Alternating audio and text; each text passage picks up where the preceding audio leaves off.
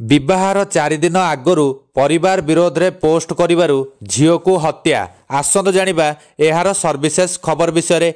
विवाह को आउ मात्र 4 दिन बाकी थिला, मात्र बाप गोली रे चालीगला झियोर जीवन, ताहा पुणी पुलिस पंचायत लोकों सम्मुखरे। झियो अन्यत्र प्रेम करुथिबारु बापा नेइथिबा एपरि चरम पदक्षेप एबे चर्चार विषय पलटिछि। घटनाटी हेउछि मध्य प्रदेश ग्वालियर 20 वर्षीय युवती तनु गुर्जर भिक्की नामक जड़े युवक को प्रेम करुथिले।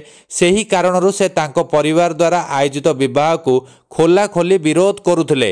निज पसंदर पुरुष को विवाह करने को इच्छा प्रकाश करथिले, जहा तांको बापा को आदौ पसंद होई नथिला। मंगलवार संध्या प्राय 9टा बेले निज बंधुकरू गुली चलाई झियोर जीवन नेइथिले बापा।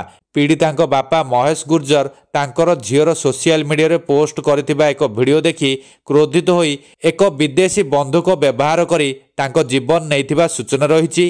तनुंक संपर्कीय भाई राहुल हत्या समय तनुंक बापा को सहयोग करी से मध्य गुली चलाइथिले बोली अभियोग होइछि। युवती जनक हत्याकांडर किछि समय पूर्वरु सोशल मीडिया रे वीडियो पोस्ट करी कहिथिले जे तांको तांको परिवार लोक तांको इच्छा विरोध रे बाहा कराउछंती। से सही वीडियो रे निज बापांको नाम व्यतीत अन्य परिवार सदस्यंको नाम भी उल्लेख करथिले। 52 सेकेंड रो वीडियो रे से तांको जीवन प्रति भय प्रकाशित करी तांको बापा महेश एवं परिवार रो अन्य सदस्यंको तांकर दुर्दशा पई दायी करिबा परे एही कांड घटिथिला।